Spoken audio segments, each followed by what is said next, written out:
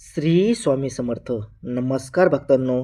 आज मी तुम्हाला श्री स्वामी समर्थांच्या एका अशा अलौकिक आणि अंगावर काटा आणणाऱ्या अनुभवाबद्दल सांगणार आहे, जो ऐकल्यानंतर तुमचा स्वामींवरील विश्वास केवळ वाढणारच नाही, तर तुम्हाला जाणीव होईल की जेव्हा जगाचे सगळे रस्ते बंद होतात, तेव्हा स्वामींचा मार्ग कसा सुरू होतो. ही सत्य घटना आहे पुण्याच्या एका गजबजलेल्या भागात राहणाऱ्या एका मध्यमवर्गीय कुटुंबाची, जिथे सुहास नावाचा एक तरुण मुलगा आपल्या म्हाताऱ्या आईवडिलांचा, पत्नीचा आणि 2 लहान मुलाचा एकमेव आधार होता. घरची परिस्थिती बेताची असली तरी स्वामींच्या कृपेने सुहासच्या घरात आनंदाला कमी नव्हती. तो दिवसभराचे कष्ट करून घरी आला की स्वामींच्या मूर्तीसमोर नतमस्तक व्हायचा आणि म्हणायचा की स्वामी, तुम्ही जे दिलंय त्यात मी समाधानी आहे.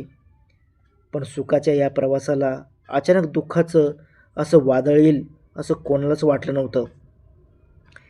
एका शनिवारच्या रात्री जेव्हा संपूर्ण पुणे शहर शांत झोपलं होतं, अचानक सुहासला छातीत भयानक वेदना जाणवू लागल्या.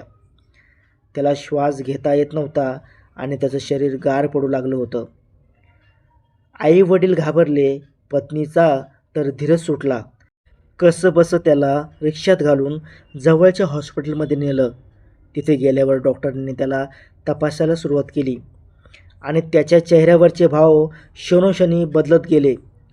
डॉक्टरांनी सुहासच्या वडिलांना बाजूला नेलं आणि सांगितलं की काका, परिस्थिती अतिशय हाताबाहेर गेली आहे. सुहासला मॅसिव्ह हार्ट अटॅक आला आहे आणि त्याच्या फुफ्फुसात पाणी साचले. त्याची पल्स मिळत नाही आहे. आम्हाला त्याला तातडीने मोठ्या ICU युनिटमध्ये हलवावं लागेल. रात्रीचे 2 वाजले होते. मुसळधार पाऊस पडत होता, पण त्या माऊलीचं रडणं आभाळाला भेटत होतं. मोठ्या हॉस्पिटलमध्ये नेल्यावर तिथे चकाचक काचा, मशीनचा आवाज आणि डॉक्टरांची धावपळ सुरू झाली. सुहासला व्हेंटिलेटरवर टाकण्यात आलं. डॉक्टरांनी सुहासच्या आईला स्पष्ट सांगितलं की आता आम्ही आमचा पूर्ण प्रयत्न केला आहे, पण सुहास आता कोणत्याही औषधाला प्रतिसाद देत नाही आहे. मेडिकल सायन्समध्ये याला कोमा म्हणतात. आता फक्त एखादा मोठा चमत्कारच त्याला वाचू शकतो, कारण पहाटेपर्यंत जर त्याची हालचाल झाली नाही तर आम्ही त्याला मृत घोषित करू. हे शब्द ऐकल्यावर त्या माऊलीच्या पायाखालची जमीनच सरकली. ती धावत गेली आणि हॉस्पिटलच्या त्या थंड जमिनीवर गुडघे टेकून बसली. तिने आपल्या पिशवीतून स्वामींचा छोटा फोटो काढला आणि त्या फोटोकडे बघून ती रडू लागली. ती म्हणाली, स्वामी, तुम्ही तर म्हणाला होता ना की भिवू नकोस, मी तुझ्या पाठीशी आहे. मग आज माझ्या लेकाचा श्वास का तोडताय? जर माझ्या पोराला काही झालं तर या जगाला कळेल की तुमची भक्ती करणं व्यर्थ आहे. माझ्या विश्वासाची लाज राखा स्वामी. तिनं अन्न पाणी त्यागलं आणि तिथेच बसून ती श्री स्वामी समर्थ मंत्राचा जप करू लागली. 1 तास गेला, 2 तास गेले. हॉस्पिटलचा कर्मचारी स्टाफसुद्धा त्या माऊलीकडे बघून हळहळत होता. आणि अचानक पहाटेच्या ब्रह्ममुहूर्तावर, साधारण 3:30ची वेळ असेल, हॉस्पिटलच्या त्या लांब कॉरिडॉरमध्ये कोणाच्या तरी चालण्याचा आवाज आला. टप टप टप, जणू कोणाचे तरी जड पाय जमिनीवर पडत होते. सुहासच्या आईने डोळे उघडून पाहिलं तर तिला समोर एक अतिशय भव्य आणि तेजपुंज मूर्ती दिसली. अंगात मळकटलेला साधेपणाचा पोशाख, गळ्यात माळा, डोक्यावर पांढरे विस्कटलेले केस आणि चेहऱ्यावर असं हसू जसं साक्षात आईची तळमळ असते. ते वृद्ध बाबा चालत त्या माऊलीजवळ आले. त्यांच्या हातात एक लाकडी दंड होता. त्यांनी त्या माऊलीच्या डोक्यावर हात ठेवला आणि त्यांचा आवाज घुमला, अगं वेडे, रडतेस कशाला? ज्याचा पाठीरागा अवधूत चिंतन आहे त्याला मरणाची भीती कशाला? तो उठणार, तुझा वाघ पुन्हा गर्जना करणार. असं म्हणून त्यांनी आपल्या झोळीतून थोडासा अंगारा काढला आणि त्या आईच्या हातावर ठेवला. त्यांनी सांगितलं की हा त्याच्या कपाळाला लाव आणि हे तीर्थ त्याच्या मुखात टाक. सुहासची आई भारावून गेली होती. तिने जेव्हा पुन्हा एकदा त्या बाबांकडे पाहण्यासाठी मान वळवली तेव्हा तिथे कोणीच नव्हतं.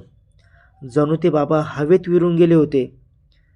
तिने कसलाही विचार न करता आयसीयूचे दरवाजे लोटले. नर्स तिला थांबवत राहिली, पण ती कोणालाही न जुमानता सुहासच्या बेडपाशी गेली. तिने तो अंगारा सुहासच्या कपाळाला लावला आणि स्वामींचे नाव घेऊन 2 थेंब पाणी त्याच्या तोंडात सोडलं. आणि काय सांगू भक्तांनो, तो अंगावर काटा आणणारा क्षण होता. ज्या मशीनची लाईन सरळ झाली होती तिथे पुन्हा एकदा हृदयाचे ठोके ऐकू येऊ लागले. सुहासने एक मोठा श्वास घेतला आणि त्याने आपले डोळे उघडले. त्याच्या शरीरात एक वेगळी शक्ती संचारली होती. डॉक्टरांची धावपळ उडाली. त्यांना वाटलं की हे कसं शक्य आहे. जो रुग्ण वैद्यकीयदृष्ट्या कोमात होता तो अचानक कसा उठला. सकाळी जेव्हा मुख्य डॉक्टरांनी CCTV फुटेज चेक केली तेव्हा त्यात सुहासची आई एकटीच हवेत बघून कोणाशी तरी संवाद साधताना दिसत होती. तिथं कोणताही दुसरा माणूस दिसत नव्हता. डॉक्टरांनी शेवटी मान्य केलं की ही विज्ञानाची नाही तर साक्षात परमेश्वराची किमया आहे. सुहास आज पूर्णपणे बरा आहे आणि तो रोज अक्कलकोटच्या दिशेने हात जोडून म्हणतो, स्वामी तुम्ही खरंच पाठीशी आहात. स्वामींची कृपा ही अशीच अथांग आहे. तुम्ही फक्त मनापासून त्यांना साकडं घाला, ते तुमच्यासाठी काळही परत पाठवतील. तर स्वामी भक्तांनो, आजचा आपला दादांचा अनुभव होता. तुम्हाला कसा वाटला नक्की कमेंटमध्ये सांगा. आणि असेच खऱ्या भक्तांचे अनुभव ऐकण्यासाठी आणि आपल्या भक्तिमय चॅनलला बघण्यासाठी कोणताही विचार न करता आपल्या चॅनलला लाईक करा, शेअर करा आणि सबस्क्राईब करायला विसरू नका. शेवटी फक्त कमेंटमध्ये एवढंच टाईप करा, स्वामी तुम्हीच हे करू शकता. श्री स्वामी समर्थ.